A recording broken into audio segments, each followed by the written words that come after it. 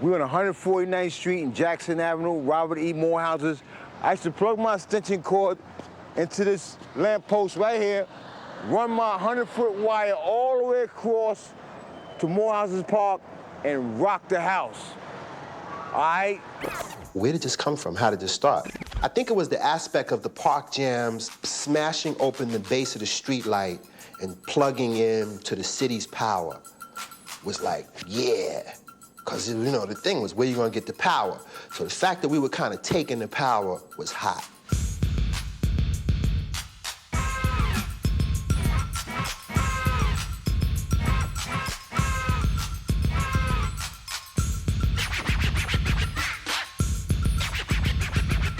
Hip-hop would have never been invented if everybody around it was rich, because it was a music that was made with existing music.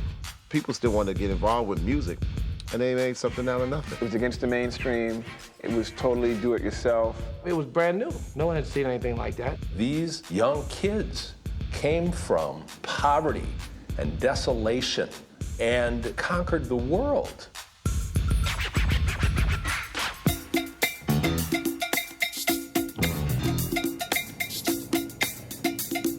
The first time I came aware on hip-hop music is probably when I came from Haiti. My first pitch stop was Marlboro Projects by Coney Island. These guys used to be passing with these cars, and the speakers were so loud, I was like, these guys gonna be deaf in a week.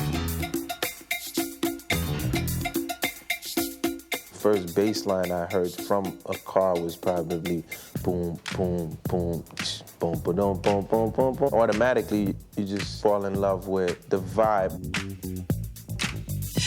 One of the very, very first rap records was also a huge international smash, and that was Rapper's Delight by the Sugar Hill Gang. I said a hip hop, the hip me to the hip hop, you don't stop the rockin' to the bang bang boogie. Say up jump the boogie to the rhythm of the boogie beat.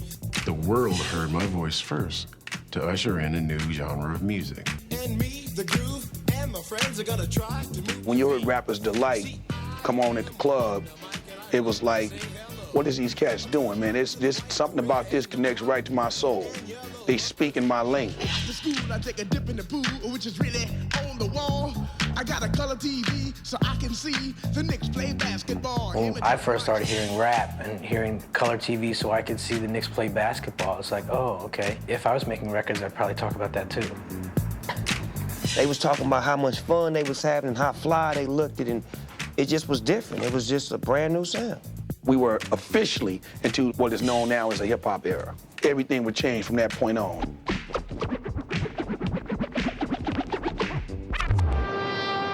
What we're gonna do right here is go back into time. It's the Desi Des and the KCK, the D5. We gonna rock the place. And if you're based in the place, you will get disgraced because we are the Hip-hop is an art form that came from the South Bronx. You know what I'm saying?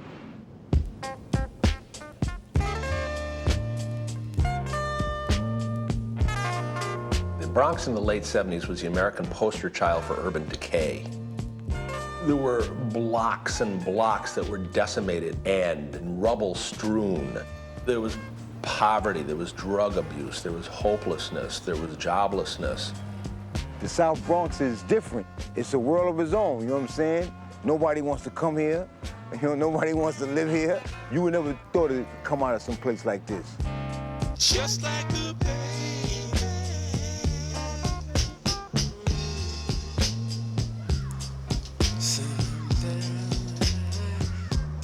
Last night, when I was in the house, I heard a shot, and they put a man by a car, and he was dead, and the cops came this morning, and he was on the floor.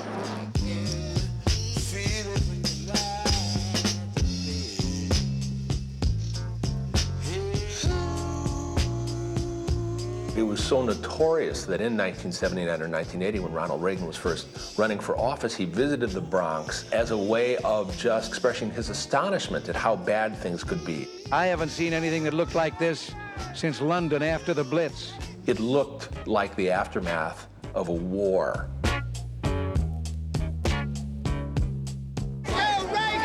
Come trying to do for us, I'm trying to tell you, Ron. What can you? If you tell us what you're capable of, we'll back you.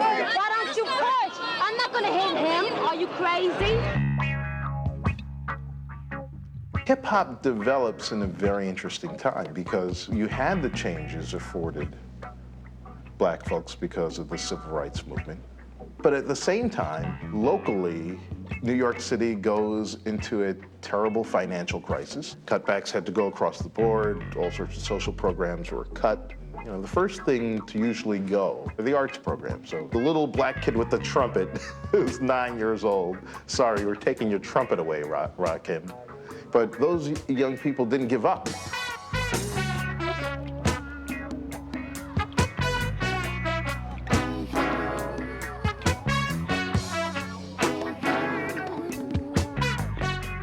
People was just desperate to have something to go crazy about.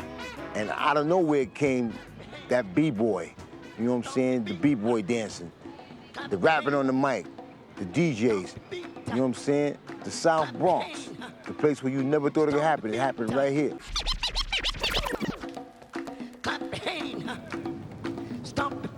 Hip-hop really broke out in South Bronx in New York City.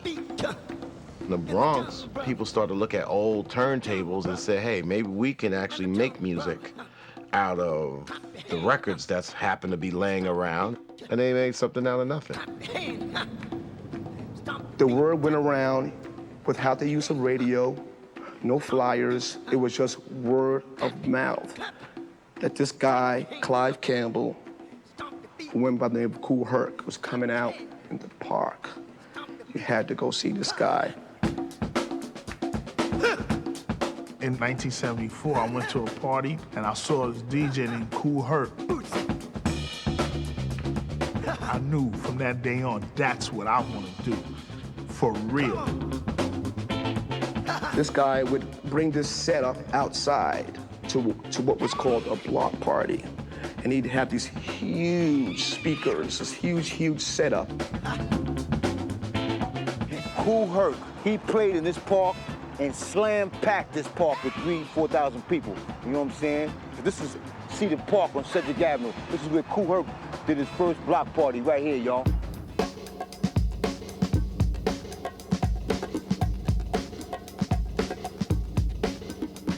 My name is DJ Kool Herc. Origin, West Indian from Jamaica. Jamaican music was a big influence on me too because there's a lot of big sound system used to hook up and play in the weekends. We stand and divided we fall. The to a ball and a Babylon fall. The ride from a far.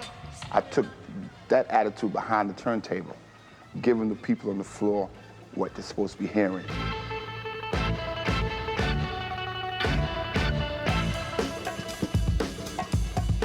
For Kool Herc to shout your name out on the mic, that means you was like a celebrity yourself, because he was big in the South Bronx. And I was thinking of ways just to get up in his face. You know what I'm saying? And I ran into this guy that had the record, James Brown, Sex Machines, collector's item. Come on, stay on the scene like a sex machine. And I went up to Herc and I said, Herc, I have something you would want. He said, what do you have? I said, I have the record, Sex Machine. He said, how much you want for it? I said, I don't want no money. I just want you to shout my name on the mic, man, so I could tape it and take it back to the hood and let the girls know that Kool Herc shouted me out. You know what I'm saying? I want to count it off one more time here. Go ahead. You want to hit it like it did on the top, fellas? Hit it like it did on the top. Hit it now. At the time, the radio was playing songs like Donna Summers, the Tramps, the Bee Gees, disco stuff, you know. People that was growing up in the hood, we didn't really have the financial backing to attend these big bashes. I know the majority of people wanted to go because disco was so popular, so what we had to do, we had to make our own disco. Hip-hop came out with its use of disco. The disco era was almost like the belief in the 12-inch record. And the 12-inch meant extended play, which means that the music can go on and on and on to the break of dawn.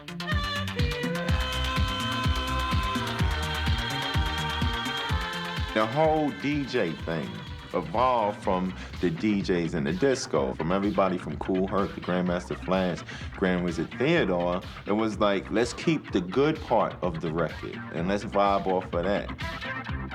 Herc used to just play records at random. When the record go off or the beat get ready to go, he just slap another one on. Not particularly on time, but you know, other DJs came in, you know, like Flash, started cutting on time. So you never have to stop dancing.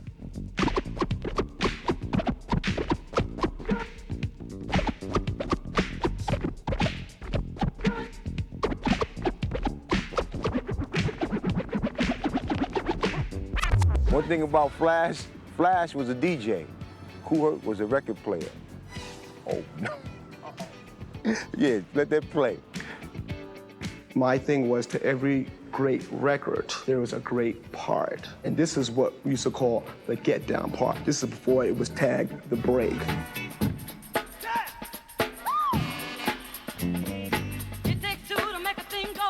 And this particular part of the record, unjustifiably, was like 5 seconds, maybe less. Kind of pissed me off. I was like, damn, why'd they do that? So mathematically, I was saying to myself, well, if I can figure out how to take the music that I love, where the break was so short, extend them particular sections and make them as long as I chose to, that would really be the way to go.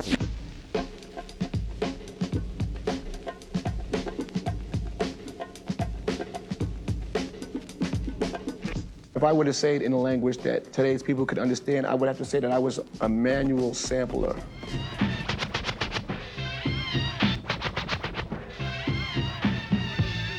Flash's great innovation was extending the disco break. But one of the other tremendous innovations was scratching, and that was created by Grand Wizard Theodore, who was a protege of Flash.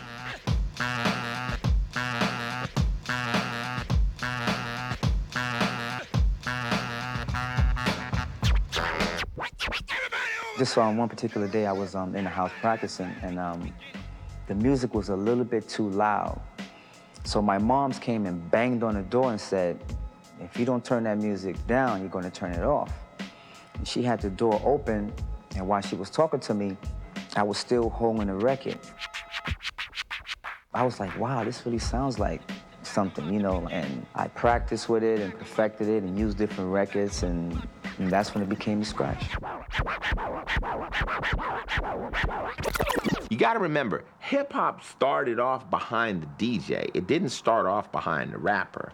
And Flash and the early DJs, Grand Wizard Theodore and them, they said, here, take the mic, tell everybody how great I am.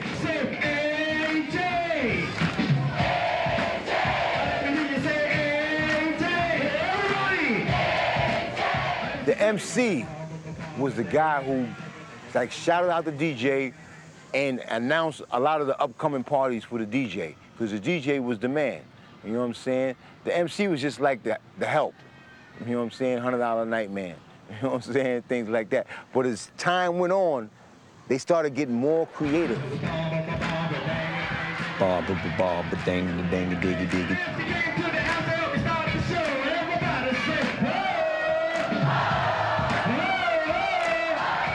I was the guy that set it all off. I was the, you know, such as they say now, set it off. I mean, get it going, get it happening, getting it live.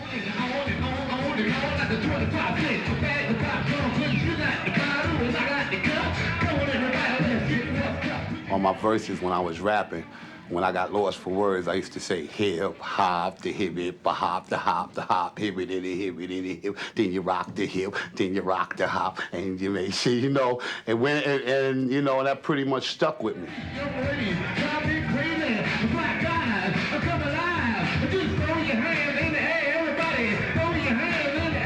I walked in Charles Gallery in Harlem, and there was a rapper by the name of Eddie Cheever, and he was spitting rhymes, and people were responding to him. He said, who make it sweeter? Cheever, Cheever, Cheever. Say, who makes it sweeter? To us, rappers, that's where it started with the crowd motivation. When we say things and the crowd would say things back and somebody say, ho, and let me hear somebody scream. Clap your hands, everybody. Everybody clap them hands. Come on, y'all. Just keep your partner and stay on the floor. We're going to do a little like an eel. We continue on with the music, y'all. It's time for you to be real. First person I heard rhyming was DJ Hollywood. His whole thing was, get the bun out your back, you know, call and response type of thing. Get the butt out your back, boy. Get the butt out your back, girl. And he had like a real exaggerated type of voice. It's not a bird, it's not a plane, it's played as you can see, that kind of thing. Just skip the hum, you don't stop. Everybody, come on, let's party rock. Now I rock the freak and I freak the rock. Now I'm playing the music and I just can't stop. This was a party, and these are people going crazy, screaming and sweating, and I'm on the mic, and it's like Simon says, whatever I say do, they're doing. People are like, what the hell is this? This was the beginning of hip-hop.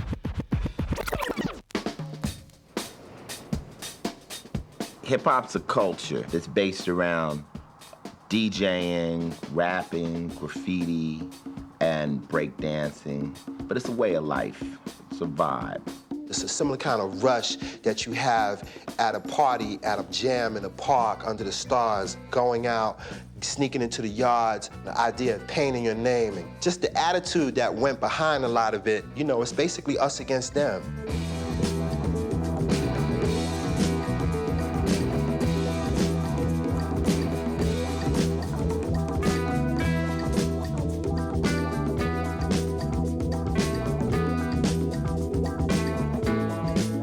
Hip-hop was truly a response to these kids being marginalized. This was their way of saying, we are not nobodies, we are somebody. So I'll put a giant burner on a train, and this train's gonna go all over the city. And that, to me, is what hip-hop is all about. It's really, look at me.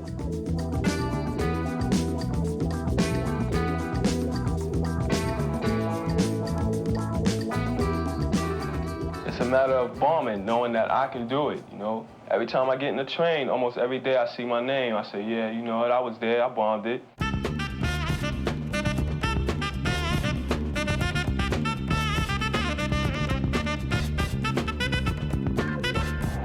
be cleaned, and the ones that are caught should be cleaned. They should clean it, the ones that they catch on doing that. Gives a terrible impression of the city. The response that I think a repeater, three-time repeater should get would be 5 days in jail.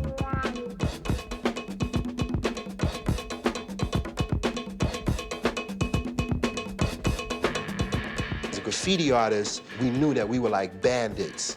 We were outlaws, the way we can steal into the subway system, do incredible works of art, and get out unscathed. Is that an art form? I don't know. I'm not an art critic. But I can sure as hell tell you that that's a crime. What'd you do last night? We did 2 whole cars. It was me, Dez, and Mean 3, right? And on the first car, in small letters, it said, all you see is, and then, you know, big block silver letters, it said, crime in the city.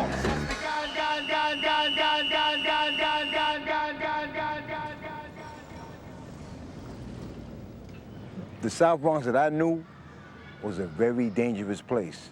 You know what I'm saying? I mean, if you wasn't in a certain gang or you hung out on the wrong street corner, I mean, anything could happen, you know what I'm saying?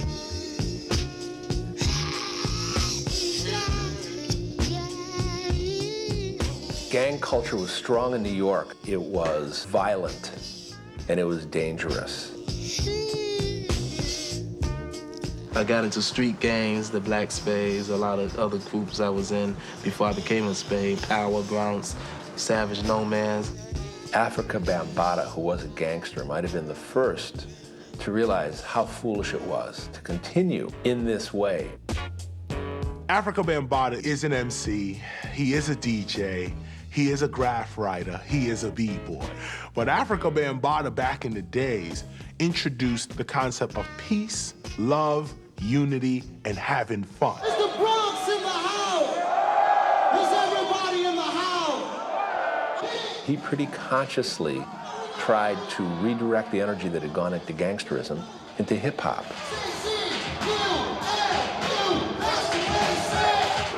The Zulu Nation was an organization that Bambaataa put together whose purpose was to put on these parties. So instead of fighting each other with, guns and knives and fists, your crew would battle this other crew, but you would do it with records, and you would do it on the mic, and you would do it by dancing.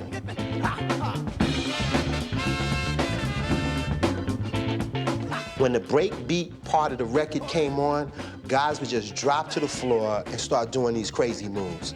And it would almost seem like a fight had broken out. So people would gather around like they were watching a fight. Who won the rocking contest? Steady. Dynamic Rockets. Hold it down. It was a tie. Hip-hop has always been competitive, and it's always been about a battle. Whether you talk about graffiti, or you talk about b-boying or breakdancing, or you talk about rapping, or you talk about MCing, it's always, I'm better than you. Well, I'm the R, Ruby D. And you got a lot of nerve when you play against me, you're gonna get served. Cold Crush, JDL, the Lords of Lords, and Ruby D, my man, your is on the boards. I never heard 4 and 5 MCs with 2 DJs battling each other for supremacy. I was like, oh my God, what's going on here? Well, I'm the M.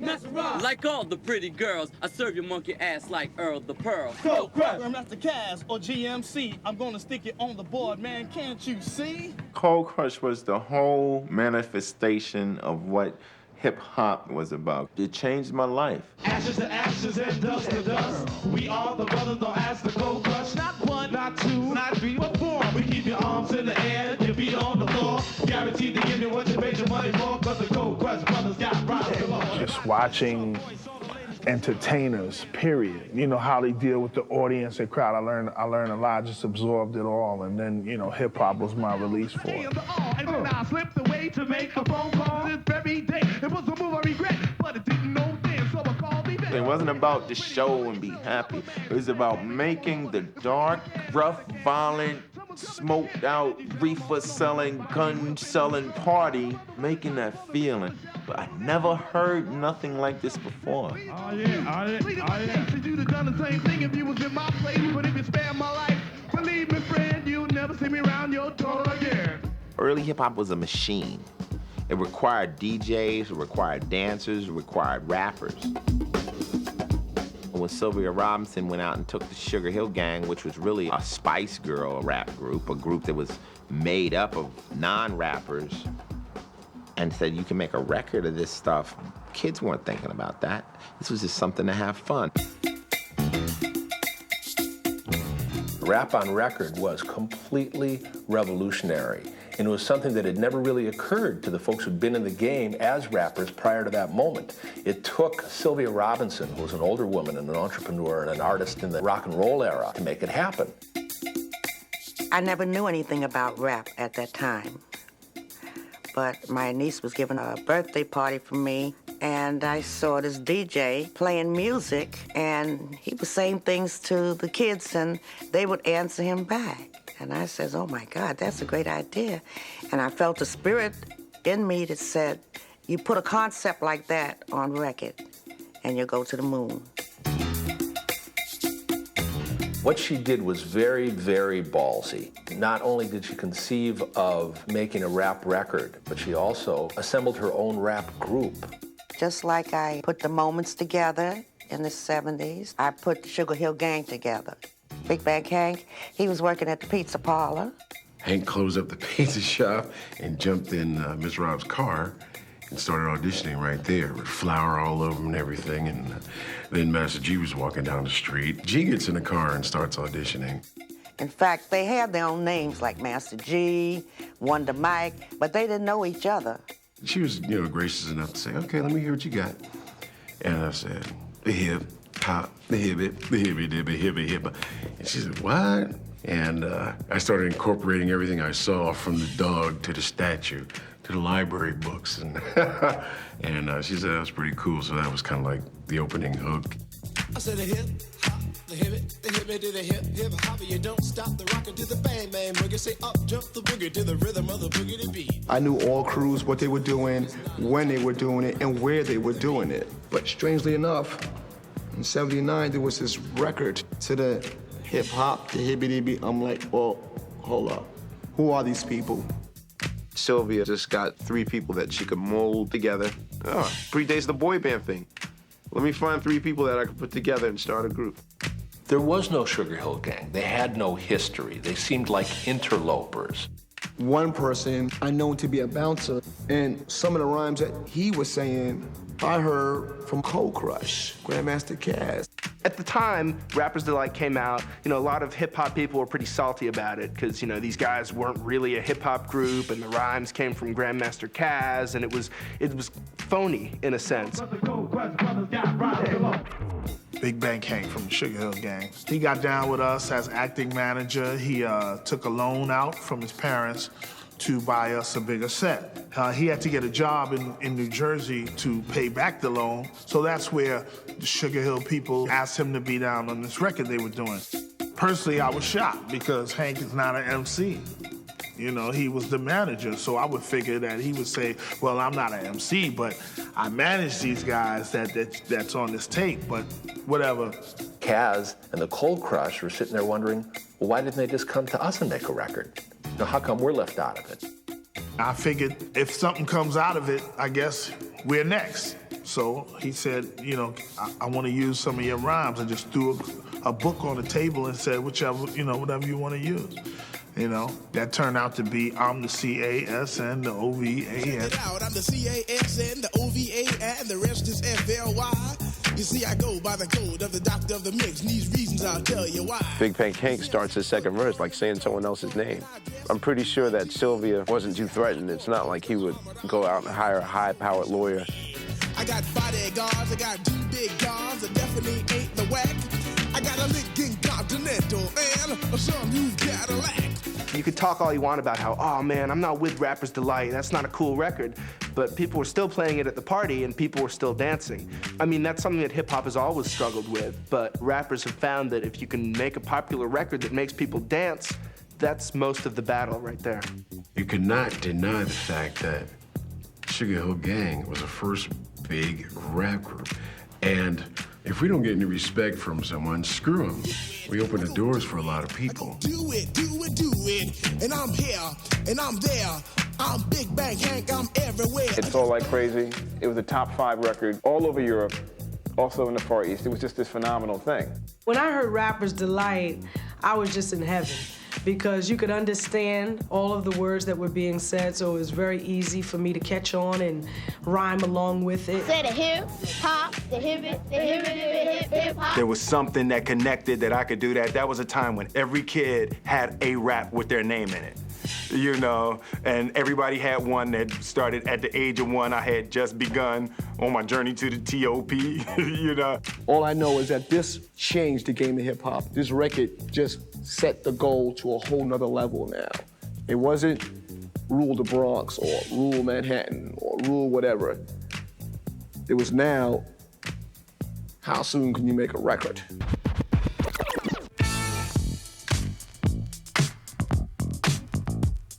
The minute hip-hop turned into a record, the culture changed. What had been this little homegrown cottage industry, all of a sudden could go anywhere a record went.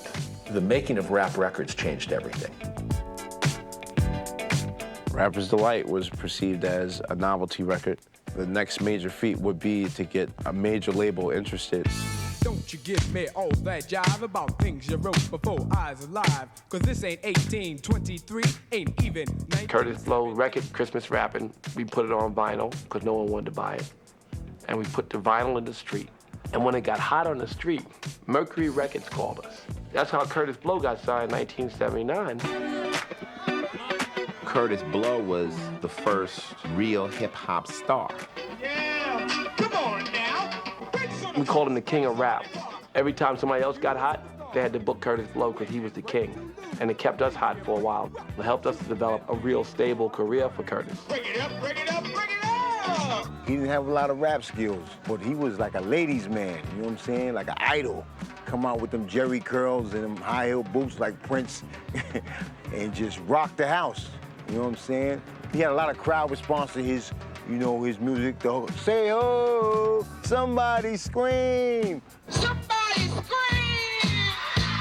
Break down! Curtis Blow's one of my favorite, you know, his voice and the tracks he would rap on. In a lot of ways, I saw him as being ahead of his time. He was a superstar to me. Brakes on the stage, brakes on the screen, brakes to make your wallet lean. Brakes run cold and brakes run hot. Some folks got them and some have not, but these are the brakes. Break it up, break it up, break it up, break down.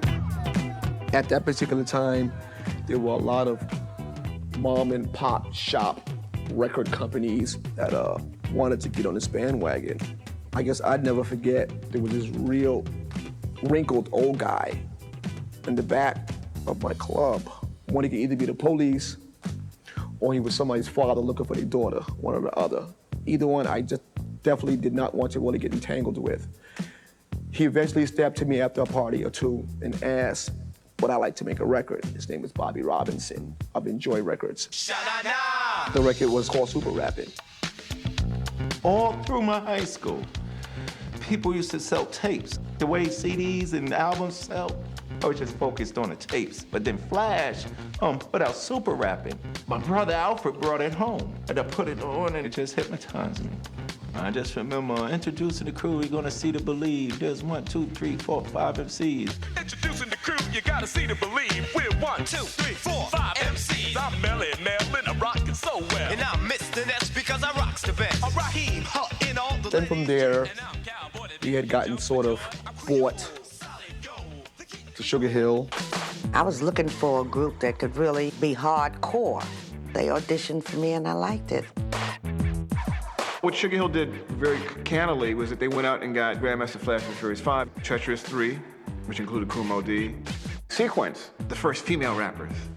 They suddenly have a roster, you know, of artists, and they have some that have credibility. Where the Sugar Hill Gang didn't have credibility in the hip hop world, certainly Grandmaster Flash and Furious 5 did, and Funky 4+1 were great. I think one thing that's important to hit on is the way that hip hop kind of came downtown. This is the way we rock the house. There was one gig when Funky 4+1 played over at the Rock Lounge, and I just remember being amazed at that gig. Sha Rock is one of the most amazing MCs ever, male or female. We do it for the girl, for the boy, the man. Most people go around just thinking anyway. We want you to hear what we say. The things we say, the things we do. It's like running a race and the low compute. That's a lie, the competition to be. Because we are the ones. The first community of people to really embrace rap, breakdance, and graffiti as an art form was this sort of East Village downtown world. We'd be going to see punk rock shows and going to clubs where they play like punk rock and new wave or whatever records. And then as soon as like hip hop made a transition to records and you started hearing like, you know, Funky 4+1 More, Treacherous 3 or Spoonie G or whatever, those records started to play in those same downtown clubs and we loved it. That was really the transition where so many people became aware of all these different elements of hip hop culture. They saw hip hop as a black version of the punk new wave aesthetic. There was some kind of a similarity between the punk scene and the hip hop scene in that, you know, it was sort of the underground, you know, the underdog barking loudly.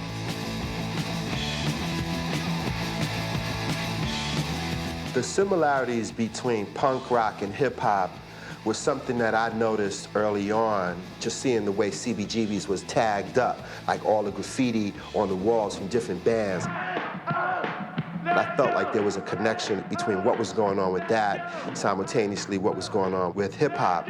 And that eventually led me to meet people from the punk scene, like Debbie Harry, Chris Stein, the group Blondie.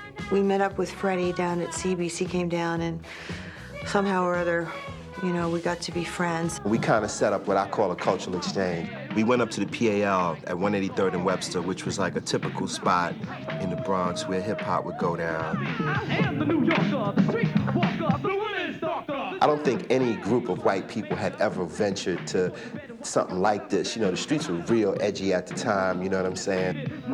There was a popular dance on the scene at the time on the hip-hop scene called the Patty Duke, which is based on this TV show from way back in the days. I could never sort of figure out. I thought it was some kind of sort of semi-robotic movement, you know, but I thought, you know, great for Patty, really. And I was just hoping, like, oh my God, here I am. I got this group of white people with me. I hope nothing happens, you know what I mean? And I remember we was walking in, and I was kind of standing right near Debbie, and this one kid kind of looked over and he said, yo, man, look, that's Patty Duke.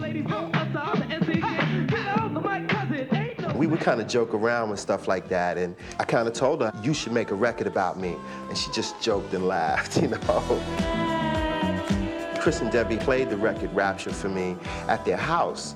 But they played it, and they had these big smiles on their faces. Fat Five Freddy told me everybody slide. DJ spinning, I said, my, flash is fast, flash is cool, Francois, c'est pas, flash ain't no do, and you don't stop, shoot shot, go out to the... I think the content of the rap and Rapture was definitely an homage to the form and the people that we knew that, you know, introduced us to it and became part of our world. I thought, oh, wow, that's so cool. They just did this like as a little throwaway fun thing. I never knew it was supposed to have been on their album. So I'm in Paris about a month or so later, and the record came on the radio in the cab, and it was like, wait, what is this? Like, who's playing this record? It would play all the time back then. You know, it was just huge. Rapture, be pure, take a tour through the sword, don't strain the rain, paint the train, you'll be singing in the rain.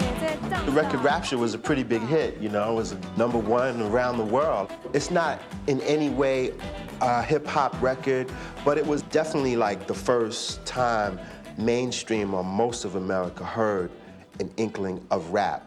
You know what I'm saying? Like, this was like a little appetizer, I guess, for the explosion that was about to happen.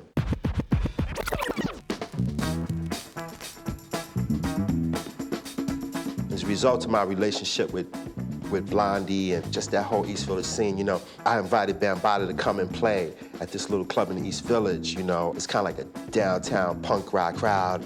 He played like Tony Basil, Oh Mickey, You're So Fine, cutting up the beat back and forth for probably like 10 minutes.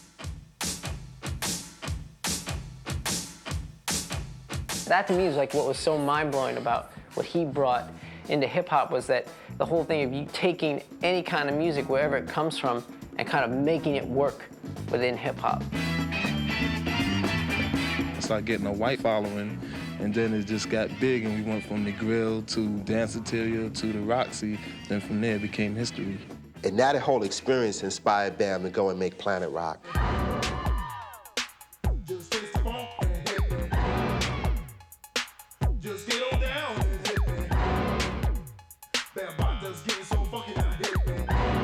There's no other record like that. People listen to that on the corner, on the radio. It was a year in, year out hit over and over and over again. And every time you heard it, it still felt like a new sensation. It was like this weird punk record that was funky, but it wasn't like punk. It was like this mixture of all these things that I loved. It was like, whoever made this for me. This is exactly what I need. We was trying to reach the Black, Latino, and the punk rock white community, but then the song just blew up. We started traveling, and that's where we started pushing our ideology of the Universal Zulu Nation on a world level. Africa Bambaataa did the first worldwide tours where people was like, what is that? If Africa Bambaataa had said it's called Gubaguda, that's what we'd be here talking about. He said it's called hip hop. Now we're here talking about hip hop. 1982 was a seminal year in hip hop. Two very important moments would be the release of Planet Rock, and then, of course, you know, The Message by Grandmaster Flash and the Furious Five. It's like a jungle sometimes, it makes you wonder how I keep them going under. Hey, it's like a jungle sometimes, it makes me wonder how I keep them going under. Hey, fellas, what you wanna do? Let's dance! I had The Message 2 years before I ever met them. And I said, I have a song here. if you do this, it will make you bigger than you've ever been. And so then I played it. And they said, we used to doing party songs. We more or less was like used to all of the break records. You know, these things that had beats in them that, you know, drove people, you know what I'm saying? We heard the message, it was like, what the hell is this? We actually didn't want to do it, we was afraid of the song. But Sylvia, she had a concept of us doing that song, and she felt that we would be, you know, perfect for it because we came from like the inner city. I knew the message would work as a rap because of the story. Most people living in the ghetto, that's their story of their life.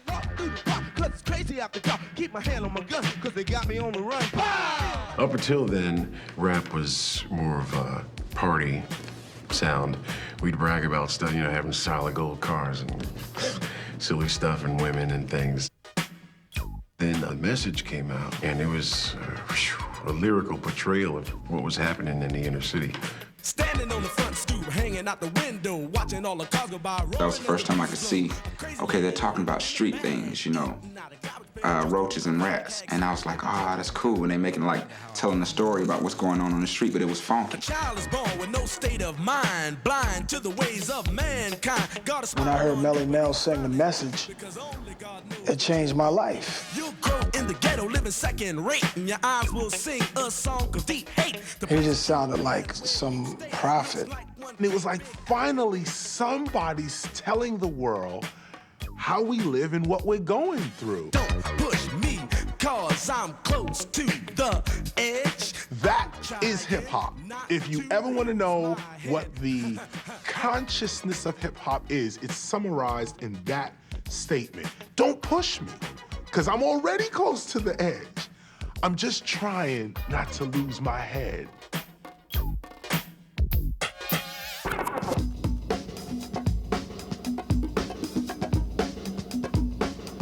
I just want to say thank you to all the forefathers of hip hop, man, everybody. Really, if it wasn't for them, then we wouldn't even be here today. Kool Herc was #1. Kool Herc. Kool Herc. Kool Herc. Kool Herc. Bam. Bambaataa. Afrika Bambaataa. Then came the Grandmaster Flash. Grandmaster Flash. Grandmaster Flash. DJ Hollywood. Hollywood Eddie Chiba. Eddie Chiba. Then came Pete DJ Jones. Pete DJ Jones. Pete DJ Jones. Sugar Hill Gang. Sugar Hill Gang. Sugar Hill Gang. Rocksteady Crew. Rocksteady. New York City Breakers. Mature 2000. My man Lee Quinones. DJ AJ Lovebug Starsky. Busy B. Cowboy. The Creole. Melly Mel. Melly Mel. Fantastic Five. The L Brothers with Theodore. The L Brothers. Grandmaster Caz. Kaz and the Cold Crush. Cold Crush. Cold Crush 4. The Cold Crush. Charlie Chase. Cold Crush. And Tony Tone. Kumo D. Kumo D and Treacherous 3. Treacherous 3. Treacherous 3. Spoonie G. Breakout and Baron in the Funky Four. Funky 4. Mario. God bless the dead. He was there too. To all of the guys that paved the way.